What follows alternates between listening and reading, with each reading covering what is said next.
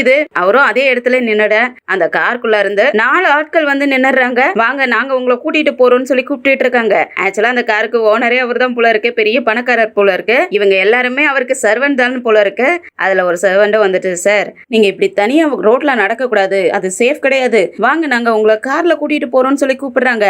ஆனா அந்த தாத்தா இல்ல என்னால வர முடியாது அப்படின்ட்டு அவருடைய பழைய நண்பர் டாக்டர் போல இருக்கவர், அவருக்கு உடம்பு சரியில்லை போல, அவருக்கு ஹெல்ப் பண்ணுங்கிறதுக்காக கிளம்பி போய்கிட்டு இருக்காரு போல இருக்கு. அவரை தான் தடுத்திருக்காங்க. இவருக்கு 15 வருஷத்துக்கு முன்னாடியே ஏதோ ஒரு பிரச்சனையில இருந்து அந்த டாக்டர் காப்பாத்தி இருப்பார் போல இருக்கு. அதனால அதுக்கு நன்றி கடனா அவர் இப்போ உடம்பு சரியில்லாத இருக்காரு, நிறைய அவருக்கு பிரச்சனை இருக்கு, அவரை நான் காப்பாத்தணும்னு சொல்லிட்டு நல்ல மனசோட நீங்க யாரும் வராதீங்கன்னு சொல்லிட்டு அங்க இருந்து கிளம்பி போய்கிட்டு இருக்க.